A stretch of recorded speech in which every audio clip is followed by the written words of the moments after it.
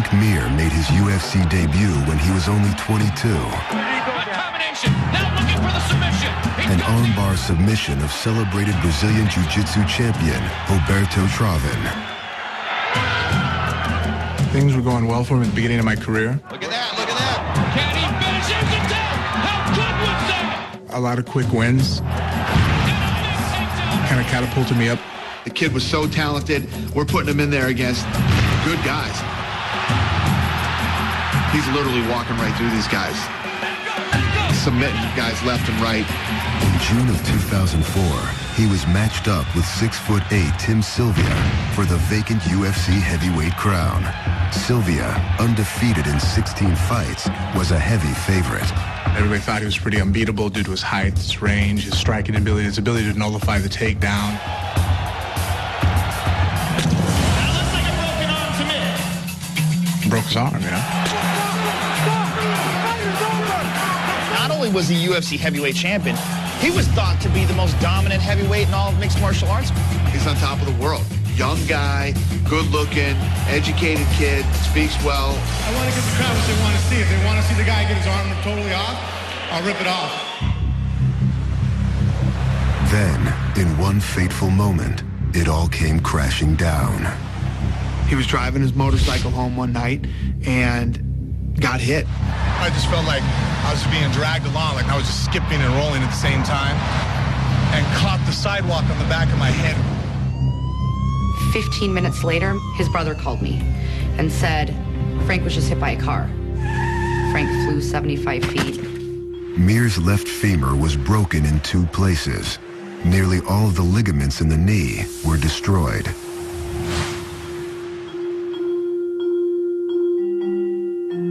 He went to 2 different doctors, the best in Las Vegas, and both doctors told him that he would never fight again. They told me fighting's a foregone conclusion. I'm talking about, normal, everyday walk to your car without your knee buckling. Could barely walk without a cane. I was in a lot of pain and agony all the time. His leg couldn't do what it did before.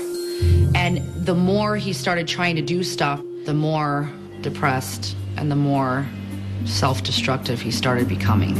I lost my identity. My identity was being a martial artist. Now I was half a cripple. This is why I got up in the morning, and now it's taken away from me. He didn't want to leave the house. He became very angry. It was horrible. They gave him pain pills for the pain, and then he started drinking alcohol. And then the more pain pills he would take, the more depressed he would get. I had no reason not to drink. I had no reason to treat my body with respect or with care. Well, I was afraid that he was going to kill himself. Maybe he was going to OD. I don't know. It was bad. 17 months after the accident, still hobbled and out of shape, Frank Mir returned to the octagon against newcomer Marcio Pedapano Cruz. The result was embarrassing. Fight back! I'm going to stop it! Gotta fight back or he'll stop it. The problems that we had before with the pain pills and the alcohol, then it just doubled after the Pedapano fight. An uninspired victory over Dan Christensen was followed by a crushing loss to Brandon Vera. That night, I pretty much completely quit. I had told my wife, I was like, look, I got beat by a guy who shouldn't be a heavyweight, What the hell's going on? I'm like, this isn't me. That was me before the accident. I was the one catching everybody really fast and murdering people. Honestly, I gave up on myself at that point. I didn't have anything left to push myself forward. I remember looking at him one time. He was drunk, passed out, pilled out on the bed, and I remember thinking, it'd be so easy just to pack my stuff up and move back home. But I remember thinking the type of person that he was before the accident, and he was still the same person, he just needed help. Courage is like a well, right? Sometimes it runs dry. If I hadn't had listened to her, I probably wouldn't be here today. You need someone there that loves you to pick you up and, and protect you. That was her that kind of woke me up and pretty much just told me the things I've always lived by, but I had forgotten about.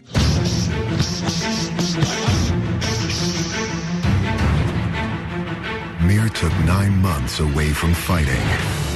He returned in August of 2007. I gave him the Anthony Hardon fight. It was win this fight or you're out.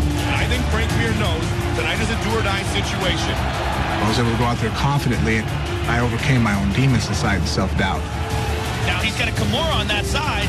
This is bad for Hardon. Mir is on top of him. It is all over. Beautiful jiu-jitsu. It's back. He just said I'm back. I'm freaking out and screaming. It was finally over with.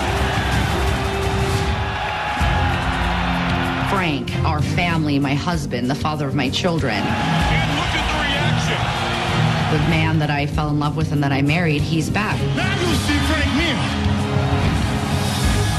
6 months later, Mir took on rising star and future heavyweight champ Brock Lesnar. He was ambushed at the opening bell. Earlier in my career, I don't know if I would have won that fight because I wasn't used to overcoming adversity. He's in a dominant position now. He's in a lot of trouble. Mir is in trouble. That's the one thing that I've learned now is that I know what it's like to overcome adversity. I was constantly moving around looking for something. The whole time I was taking shots, I'm looking for a way to take his arm off.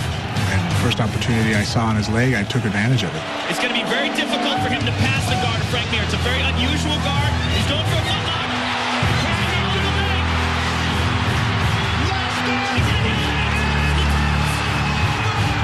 If that's not the old Frank Mir, I don't know what is. He's going back to how it was before. Testing his martial arts. Testing himself. And Nogueira is the biggest test that he could go up against. He's standing in that way of that completion of that circle for me to resurrect completely from my death. Up next, the battle for the belt. But I know they submission me very well. And it won't surprise me. I'm not going to be submitted by Nogueira.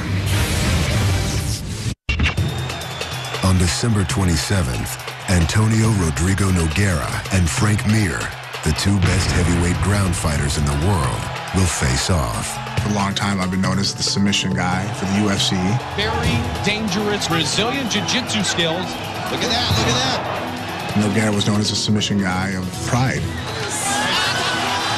And now that he's the UFC interim champ, it poses an interesting battle.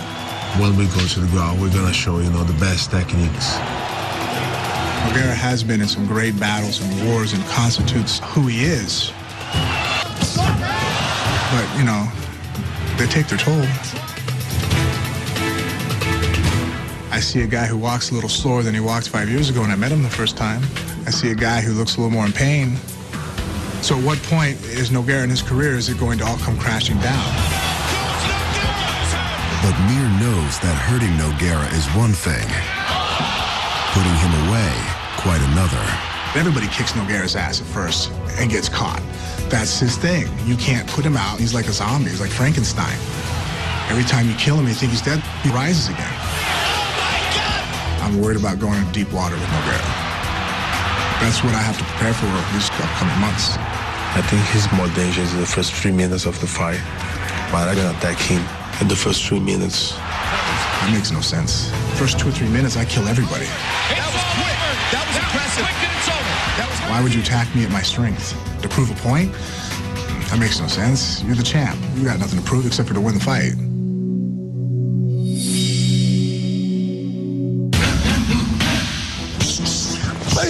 And he's going to lose his endurance, try to defend himself.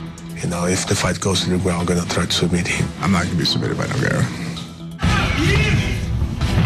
If I get a hold of one of his limbs, his bones are going to break. His bones are no stronger than Tim's bones. I'll snap them off. And if he doesn't want to tap, it's fine. I'll break your arm and put it on my mantle. I want to submit this guy so they will have no questions who is the best, fight in the world. This fight's about me winning the title. I want that more than anything, and he's the guy standing in front of the door. Whatever who comes to the octagon and try to keep that belt, take from me. I'm going to have a hard time. And I can see nobody can do that right now. He's the guy standing in front of the door. To come through him is a storybook ending. I'm going to win that fight.